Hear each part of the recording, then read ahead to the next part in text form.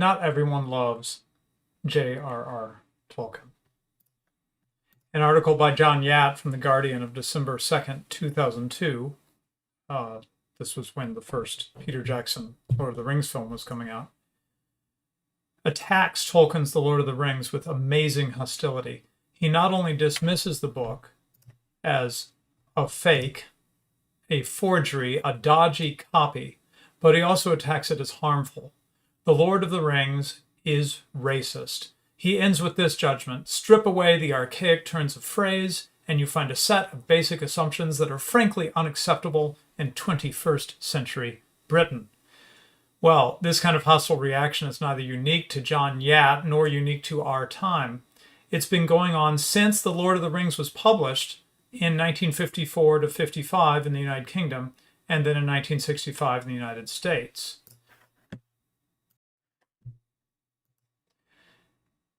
Tom Shippey writes in Tolkien, Author of the Century, that in 1956, Edmund Wilson, then doyen of American modernist critics, had dismissed The Lord of the Rings as balderdash, juvenile trash, a taste which he thought was specifically British. Shippey comments, a prophecy about to crash in flames as the American market conversely took off. Shippey notes a general phenomenon of intense critical hostility to Tolkien, the refusal to allow him to even be a part of English literature, even on the part of those self-professedly committed to widening the canon. No room for the canon in the canon for Mr. Tolkien, Professor Tolkien. I had the good fortune to attend a lecture by Tom Shippey after having read his book on Tolkien. He was a professor at St. Louis University and a great speaker, by the way, hilarious speaker. During the Q&A, I read out a few phrases from John Yatt's article. I asked Shippey to talk more about why Tolkien continues to get these hostile reactions from the literary establishment. His first response was, "They're bastards." There is a historic conflict, he argues, between the literati, products of departments of English literature, and philologists, like Tolkien and Shippey himself, who used to be from departments of English language, Anglo-Saxon language. So English literature versus English language. Tolkien felt that to understand literature, one ought to understand the language, the roots and history of the words used. His works of fiction derive from this very approach to literature, and Shippey's book discusses this extensively. And he has inspired a whole new genre of literature called fantasy. As Shippey points out, in the academic arena, the English literature world won, and departments of English language are no more to be found. The misologists, haters of the word, won in the academic world, as did the realists, the modernists, the postmodernists, the despisers of fantasy. Yet, Tolkien has had the last laugh. Quoting Shippey again, but they lost outside the academic world. It is not long since I heard the commissioning editor of a major publishing house say, "Only fantasy is mass market. Everything else is cult fiction." Reflective pause. That includes mainstream. He was defending his own buying strategy and doubtless exaggerating, but there is a good deal of hard evidence to support him. Tolkien cried out to be heard, he found listeners, and they found whatever he was saying worth their while. So, what is meant by the literati? These folks who consider themselves the arbiters of what English literature is. Shippey talks about this in the context of the critical reaction to the polls in the late 1990s that controversially named Tolkien's The Lord of the Rings the greatest book of the century. These results were routinely and repeatedly derided by professional critics and journalists, the latter group, of course, often the products of university literature departments. Joseph Pierce opens his book Tolkien, Man and Myth with Susan Jeffries of the Sunday Times, who on January 26, 1997, reported a colleague's reaction to the news that The Lord of the Rings had won the poll as, "Oh hell, has it? Oh my God, dear oh dear, dear oh dear oh dear." This at least sounds sincere, if not deeply thoughtful, but Jeffries reported also that the reaction was echoed up and down the country wherever one or two literati gathered together. She meant surely 2 or 3 literati, unless the literati talk only to themselves, a thought that does occur. And the term literati is itself interesting. It clearly does not mean the lettered or the literate, because obviously that group includes the devotees of the Lord of the Rings, the group being complained about. They couldn't be devotees if they couldn't read. In Jeffrey's usage, literati must mean those who know about literature, and those who know, of course, know what they are supposed to know. The opinion is entirely self-enclosed. So the literati are not just humble scholars of English literature. They want to control what is considered to be English literature. To some degree, past literature, but particularly the present and future.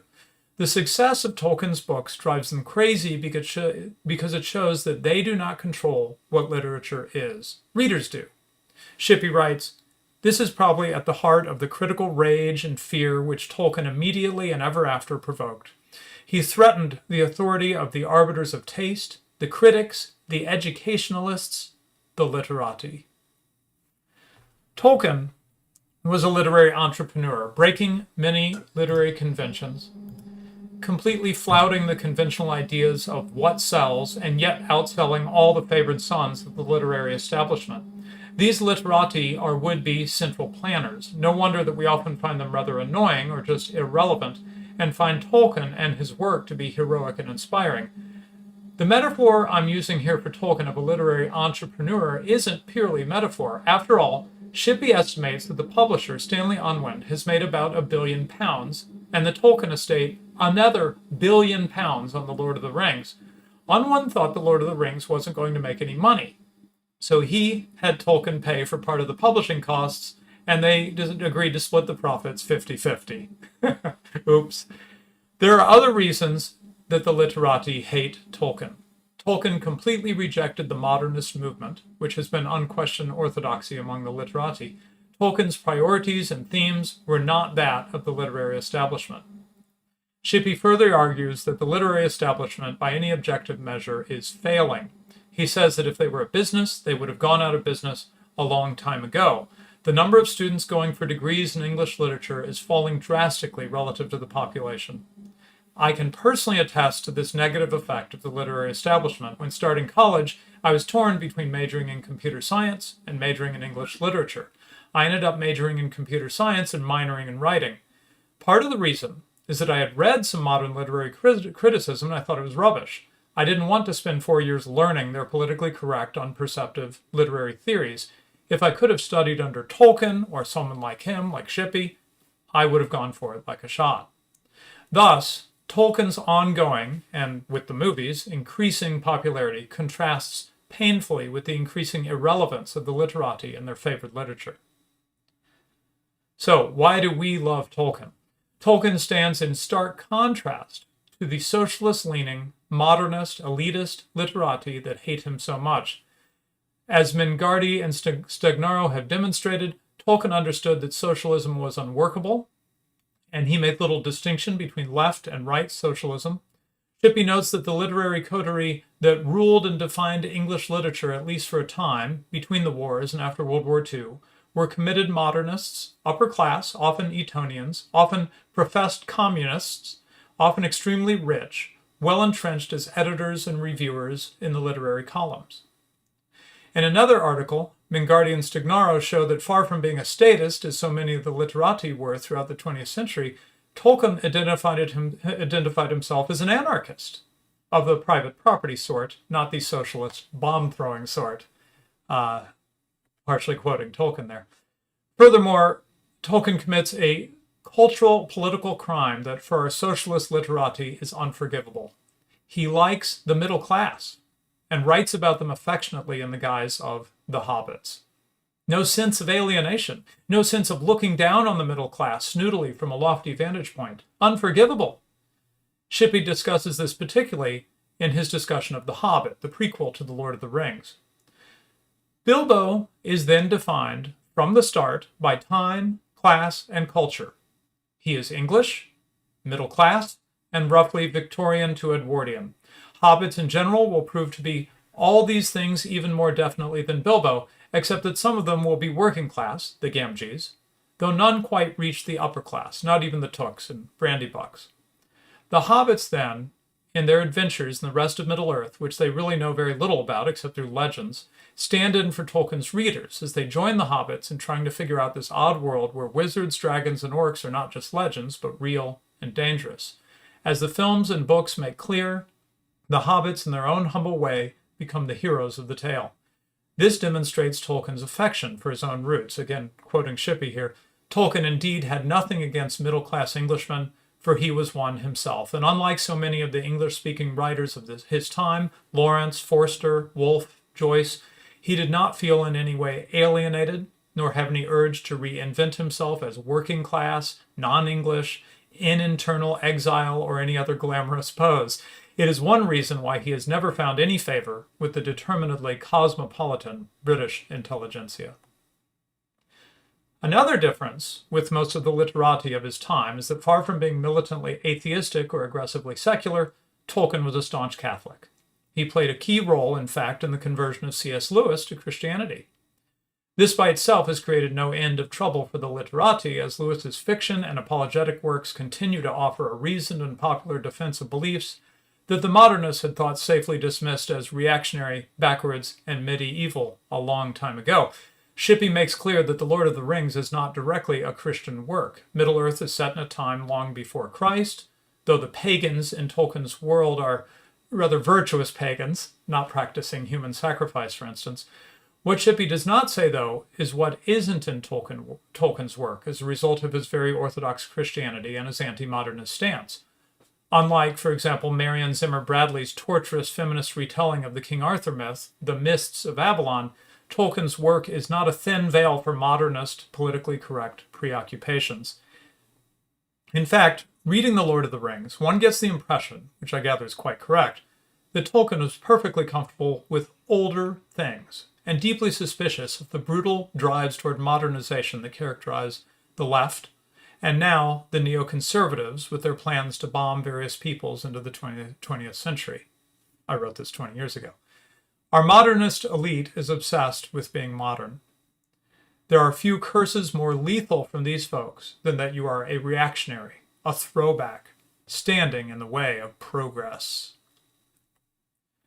But to delve deeper into why many of us have responded so deeply to The Lord of the Rings, I must explain Shippey's brilliant and I believe original analysis of 20th century literature. He begins his book with this sentence: "The dominant literary mode of the 20th century has been the fantastic." And his list of examples already begins to make the case for this hypothesis.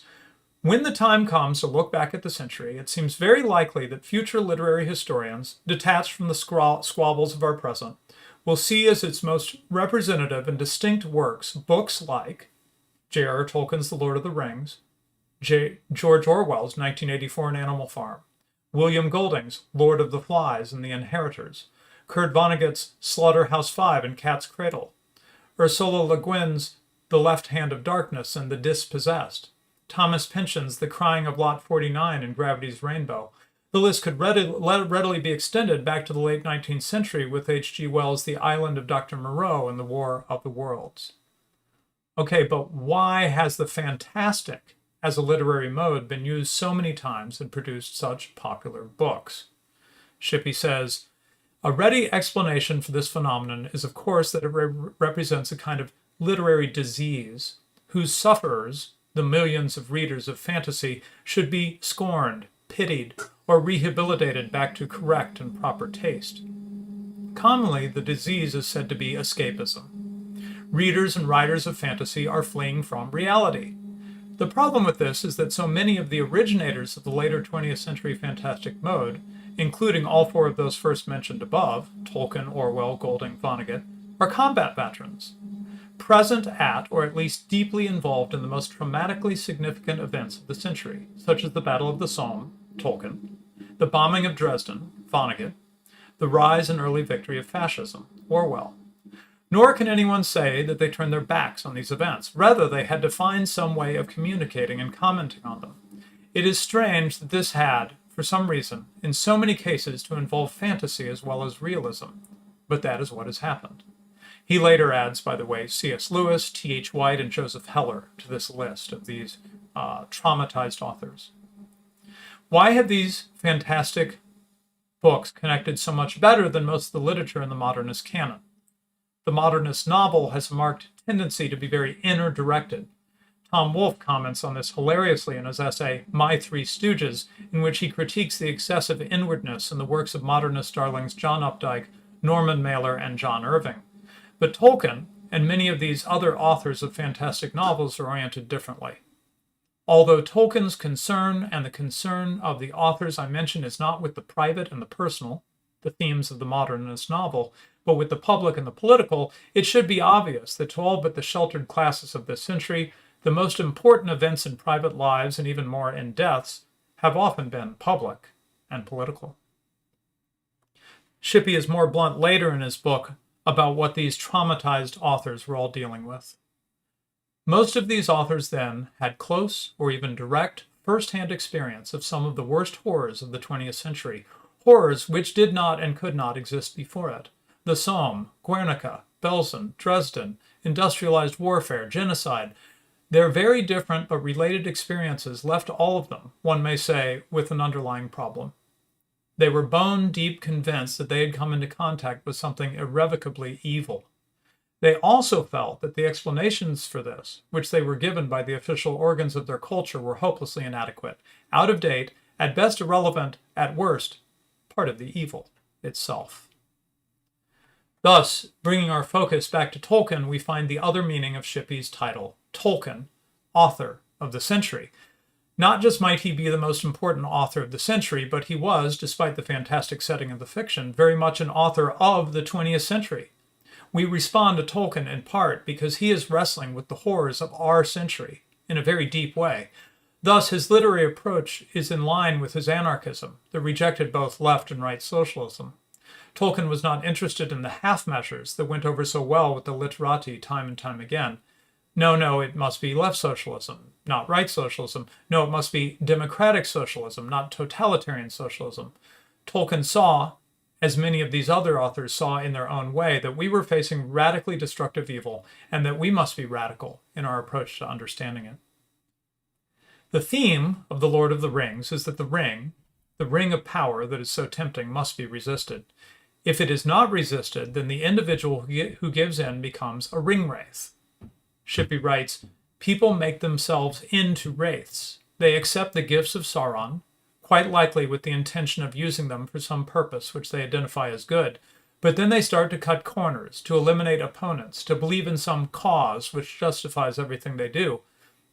In the end, the cause, or the habits they have acquired while working for the cause, destroys any moral sense and even any remaining humanity. The spectacle of the person eaten up inside by devotion to some abstraction has been so familiar throughout the 20th century as to make the idea of the wraith and the wraithing process horribly recognizable, in a way, non-fantastic. So, no wonder we love Tolkien so much. In an extremely original and artistic book, he gives us a vision that we are longing for, not another variation on the themes that gave us the horrors of the 20th century, but a principled refusal to play the game of power at all. In Tolkien's moving vision, the good comes not by massive righteous slaughters and crusades to stamp out badness, but by the strength of will of small people to protect the ordinary, beautiful things of family and home, and to resist the temptation to use power to do it. Seen in this light, Tolkien's book has a powerful and very relevant message for those of us who are hobbits in a world controlled by wraiths. No matter how dark it gets, don't give up hope. Stay true, have courage, help may come from unexpected places. So that's my original article. I just have one quick postscript 20 years later. And that is to say that if the universities are lost to us and we must rebuild, then why would we exactly duplicate the modern university? So in regards to literature, I submit that our focus should be on words in the tradition of Tolkien's own philological work, rather than coming up with our own, reactionary school of literary criticism. It sounds dreary. A focus on words is a focus on our history and our culture. It confronts us with complexity and nuance while being rooted in something that has stood the test of time, the very words